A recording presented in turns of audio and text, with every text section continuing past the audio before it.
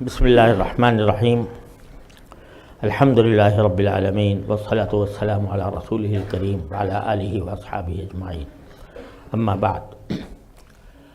My dear brothers and sisters,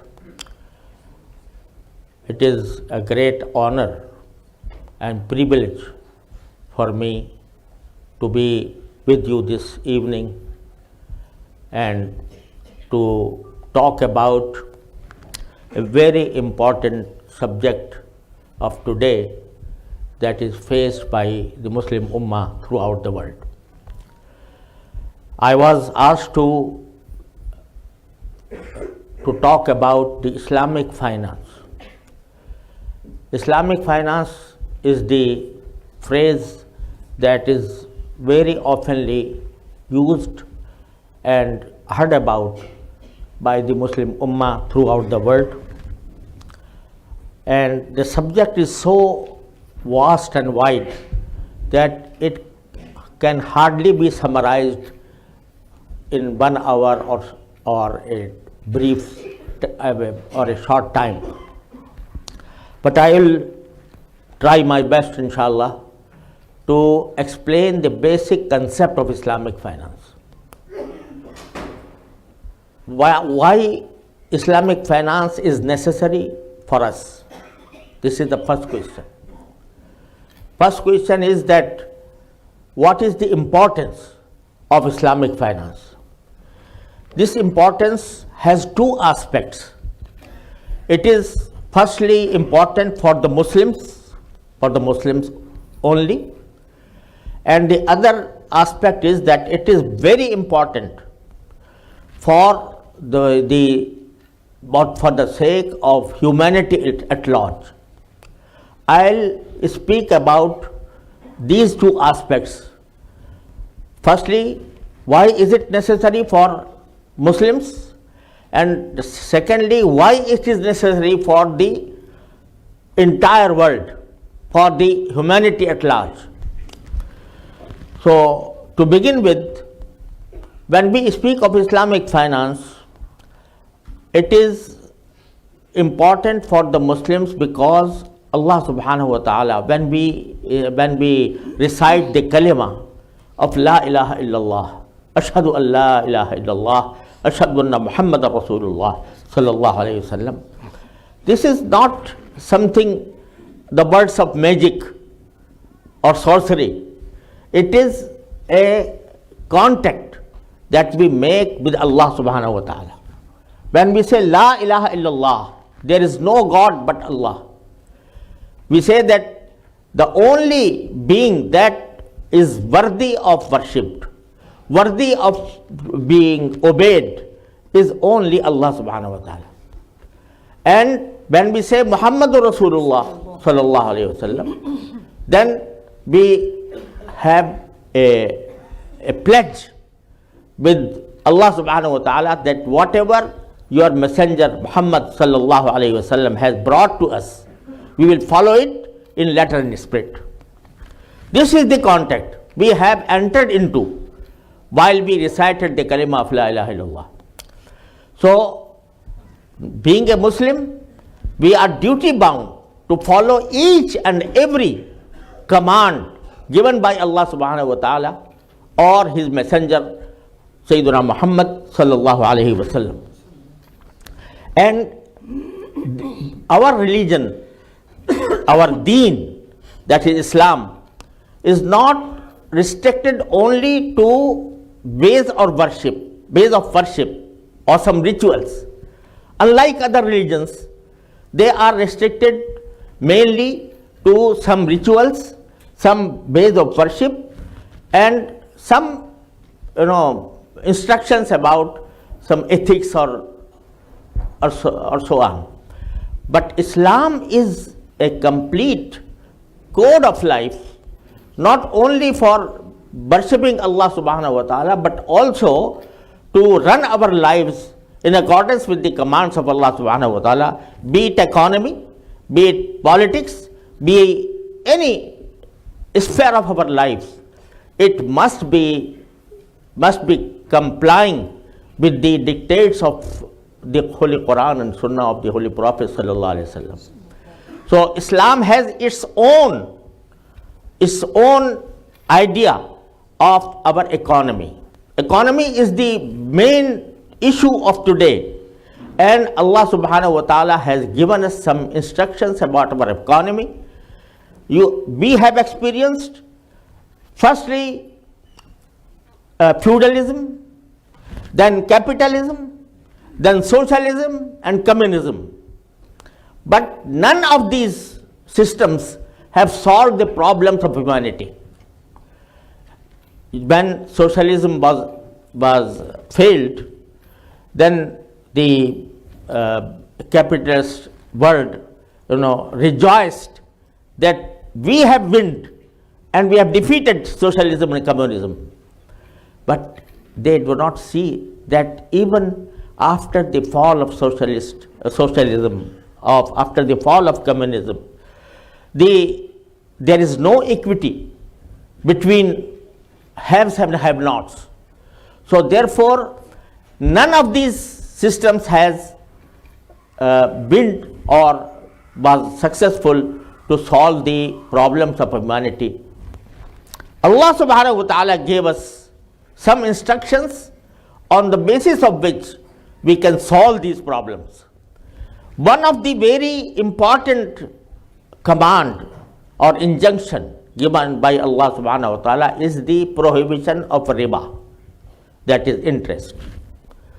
So this was so important that Allah subhanahu wa ta'ala has used some words about riba that have not been used for any sinful act, including zina, including consuming alcohol or something like that. He said that if you do not leave the practice of riba, then you will be waging war against Allah subhanahu wa ta'ala and His Messenger. فَإِن لَمْ تَفْعَلُوا فَأَذَنُوا بِحَرْبٍ مِّنَ اللَّهِ وَرَسُولِهِ. These words were not said by Allah subhanahu wa ta'ala to theft, to dacoity, to adultery, to consuming alcohol, but has used it against war against Allah subhanahu wa ta'ala. So being a Muslim, without going into the details of the raison d'etre of this command, we are duty bound to follow it, that we should abandon the practice of riba totally, because we are Muslims. And when a person recites the kalima of la ilaha illallah, he is duty bound to obey the command of Allah subhanahu wa ta'ala, whether it seems to him it complies to his reason or not. So ma kana li mu'minin wala mu'minatin idha qada Allahu wa rasuluhu amran an yakuna lahumul khiyaratu fi amrihim. When Allah subhanahu wa ta'ala or His Messenger sallallahu alaihi wasallam decides for something for the moment, then there is no choice for the moment to accept that, to obey it. So this is what Islam means. Islam in Arabic means submission to Allah. إِذْ قَالَ لَهُ رَبُّهُ أَسْلِمْ قَالَ أَسْلَمْتُ لِرَبِّ الْعَالَمِينَ. And when Sayyidina Ibrahim alayhi salam, was ordered to sacrifice his own son Ismail alayhi salam, and he made his son lie on the earth and started to slaughtering him, then at that point Allah subhanahu wa ta'ala said, فَلَمَّا أَسْلَمَ وَتَلَّهُ لِلْجَبِينِ. فَلَمَّا أَسْلَمَ, that both of them submitted themselves to Allah subhanahu wa ta'ala. Although the command was such that there is no logic behind it. To kill a person without any crime, without any offense, to kill a minor boy, that is not even allowed in the state of war. Rasulullah sallallahu alaihi wasallam, Muslim army, not to kill a child, But his child was ordered to be killed. And who was the child? His own son. There was no logic at all behind this command. But Ibrahim salam, obeyed and submitted himself. And when he asked Ismail salam, Inni ara fil manami anni azbahuka fanzur madha tara, then Ismail salam did not ask why, what is the logic behind this? What is the reason for which I am being killed? No, just said, Ya abati fa'al ma tu'mar. You please go on obeying the Allah subhanahu wa ta'ala. So this is the Islam in its true sense, that when a command comes to a Muslim, then he can sacrifice all his wealth, all his emotions for obeying Allah subhanahu wa ta'ala and Rasulullah sallallahu alaihi wasallam. Now, the problem is that when we say that riba is haram or interest is not allowed by Allah subhanahu wa ta'ala, then some people ask why interest is haram? What is the logic behind it? What is the reason for prohibition of this interest? So they come forward to say that this command must be based on some logic, and unless we understand that logic, we cannot obey it. This is not Islam.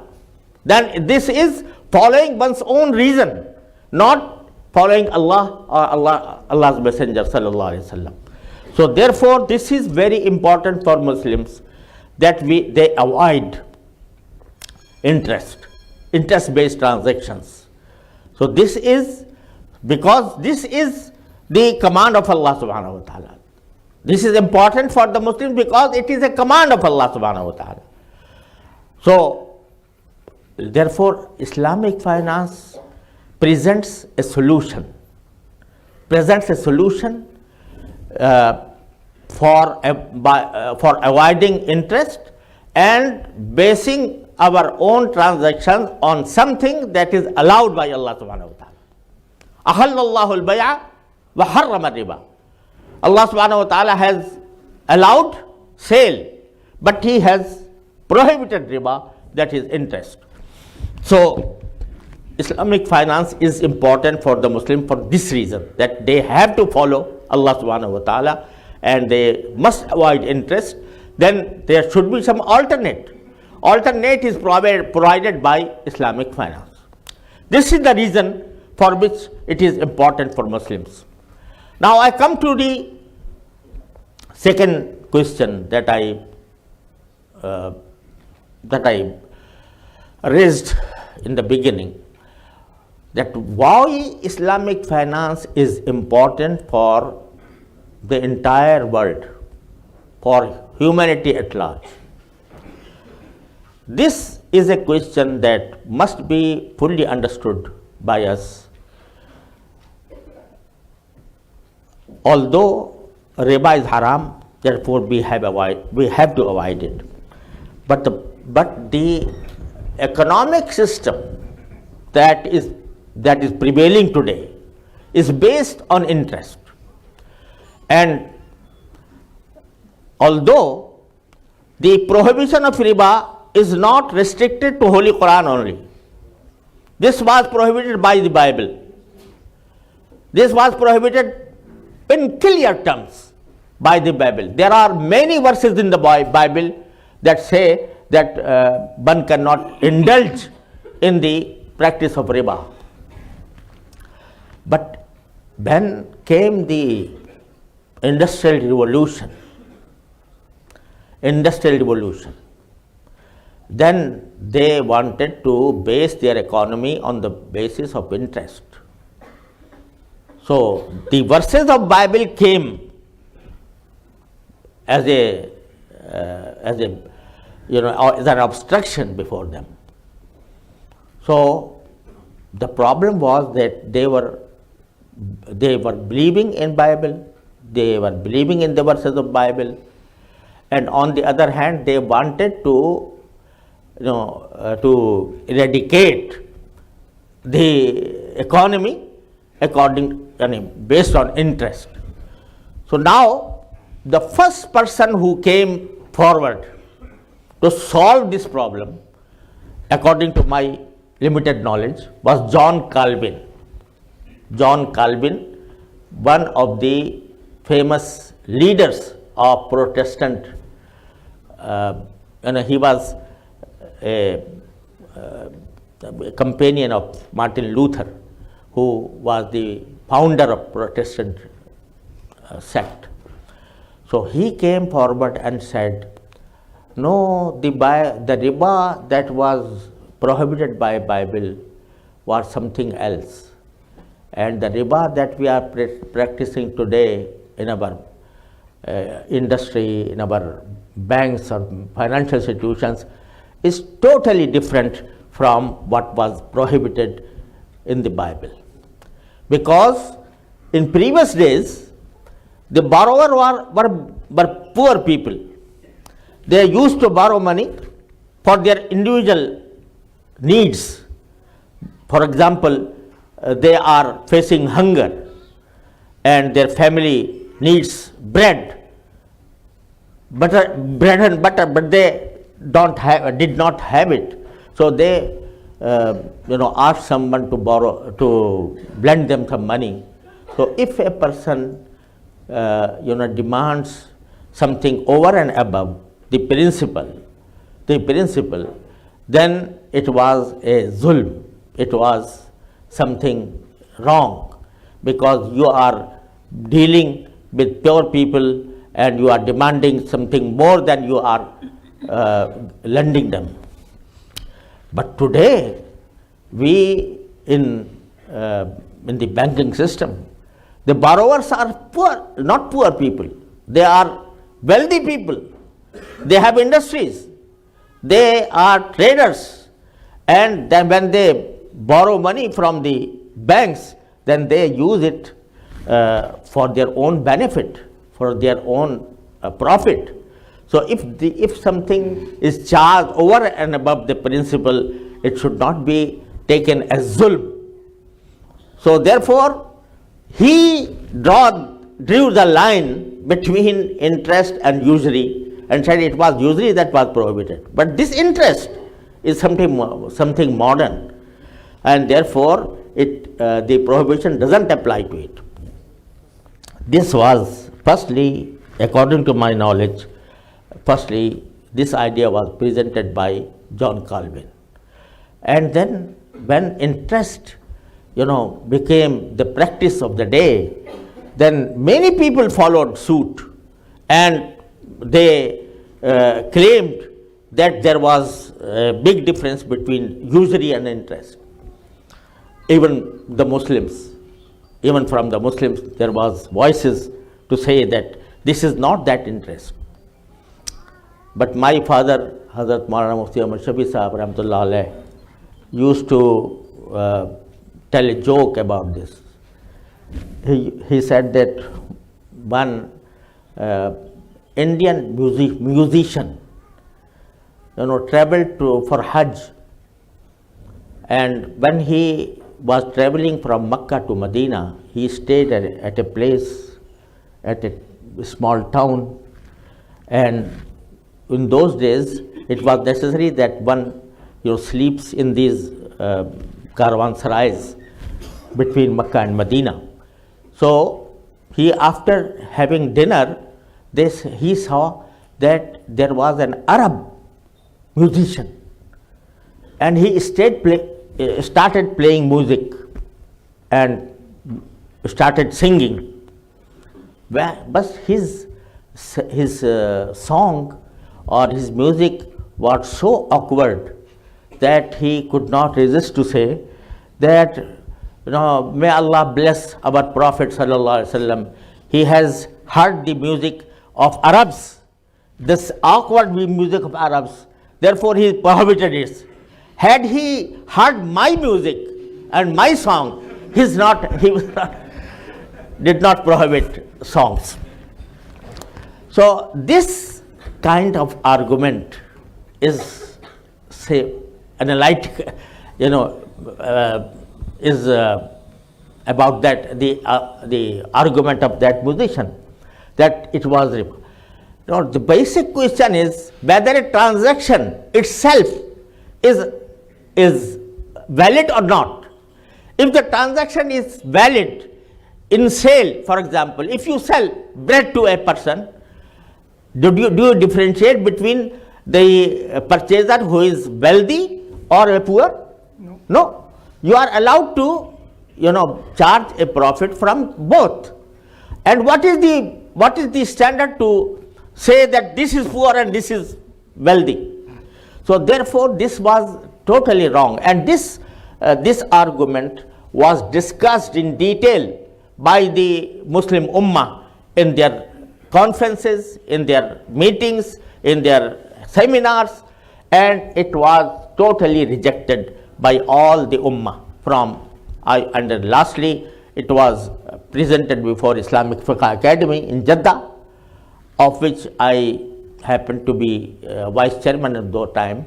Then all the scholars of earth, they with consensus decided that this argument is false, and anything charged over and above the principle, it is haram, it is riba. Now I would come to the question, why is it necessary to avoid riba? Because once this hurdle was crossed by John Calvin, then all the transactions of the world, financing was based on interest. In the beginning, it was just interest, and then came another thing that was a species, a strange species, that is called the creation of banks. Banks create money. Banks create money, and the creation of money, they were so happy to say that our money supply is has increased because of these banks. But now this fractional reserve system, that is called fractional reserve system, it came to an extent that the money in supply is much less, is much more than the real money found in the banking system. Probably you will be astonished to hear that now in our days, the actual money, that is debt-ridden money, that is currency, paper currency, is only 3% of the total money supply of the world. Whatever is 97% is nothing but digits fed in computers, have no reality at all. And because of that, the economy turned into a bubble. Rather, I say that it is turned into a balloon. So firstly, paper currency came in, then came the financial papers, and then came derivatives. There are derivatives in the form of futures, swaps, and options, etc.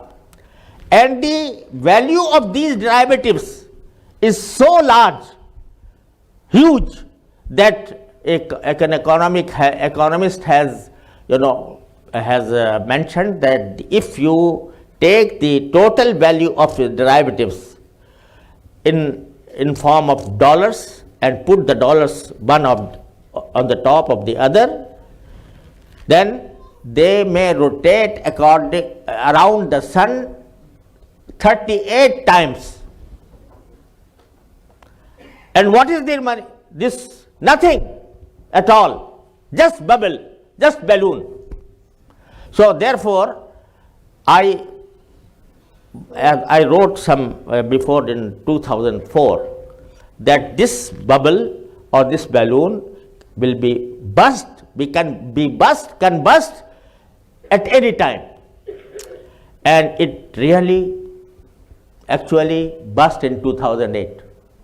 The world faced, the whole world faced the financial crisis, and all the banks were failed, all the trade were, stocks, faced steep fall.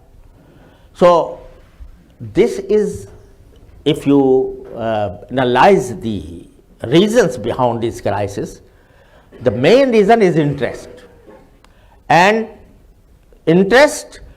sale of debts, and to be out of the real economy. Now we are living in a state of economy in which we don't have any real economy, just figures, just numbers fed in computers.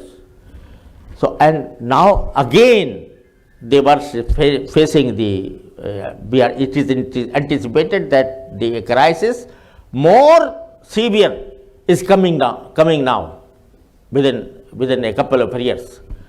So this is, the whole economy is captured by some few people in the world. So all this situation has arisen because of interest. Had there not been interest, then there were no derivatives, no sale of debts, no something that makes the economy a bubble or a balloon. So therefore, humanity now needs a new system that takes care of real economy, and that is the basic difference between sale and riba. When Allah subhanahu wa ta'ala says, "Ahallallahu al-bay'a wa harrama al-riba," it means that if you transact money against money, then it must be equal from both sides. You cannot charge anything over and above the principal, because it is a transaction of money against money. But if there is a transaction, money against a commodity, this is sale, and this is allowed. And it makes a big difference when you are transacting, money against money, and when you are transacting money against commodity. This is what Allah subhanahu wa ta'ala says. Ahallallahu al-bay'a wa harrama riba. Limadha? Why? Because Allah subhanahu wa ta'ala says that Ahallallahu al-bay'a, and if you transact as sale, then you are creating a real economy, real assets. But when you are transacting money for money, then in that case you are not creating any asset. This is not real economy. This is just, money against money. So now Islamic finance came and said that now we will base our economy on the real assets, not in money only. Money is nothing. Money is nothing more than a medium of exchange. It is not a commodity. It should not be traded in. It was created for the purpose of serving as a medium of exchange. Nothing more or less. But the interest system made money an object of sale, and this created a facade in the earth. So now Islamic finance, alhamdulillah, came, and now it is going to increase throughout the world, alhamdulillah. And it was a time when we spoke about the prohibition of interest, and that the financial institutions should work on the basis, or not on the basis of interest and interest-free transactions. the people used to say it is a utopian idea. It is not practicable. It is just, an imagination, and it cannot be practiced in the actual world. But now, alhamdulillah, since 1970, gradually Islamic institutes came forward and they based their system on the sale, not on riba. So, alhamdulillah, now the rate of growth of Islamic finance is more than the growth of conventional finance. The growth of Islamic financial institutes is more than 15%, while the rate of growth of conventional finance is much less than that. So, alhamdulillah, in around 90 countries, Islamic finance is being practiced, and not only in Muslim countries but also in non-Muslim countries. The basic problem in Western countries for the Muslims is to acquire homes. Now, alhamdulillah, we have found out how we solve the problem by institutions that finance the people, finance the homes on the basis of Islamic principles. And even in US, alhamdulillah, now more than a dozen states there are Islamic financial institutions who are giving home financing on the basis of Islamic principles, that is sale or lease or something like that. So, alhamdulillah, the movement of Islamic finance is going forward, and I hope that it will attract.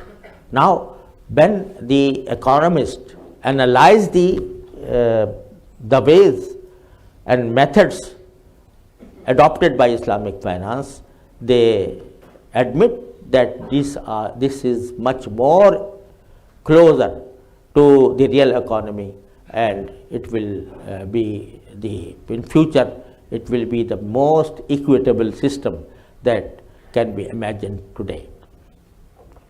The subject is very wide, but in short, alhamdulillah, I had discussions, I had debates on the subject in different countries by Muslims and non-Muslims both, and alhamdulillah, it was admitted that this is the system that converts the present system into a real economy. So, this is the gist of the meaning of Islamic finance, and I think, inshallah, if you in this country you try to establish, starting from home financing on the basic Islamic principles, inshallah, it will be much beneficial for Muslims, not only for Muslims but also for non-Muslims, inshallah. Thank you very much for patient hearing. Wassalamu alaikum wa rahmatullahi wa barakatuh.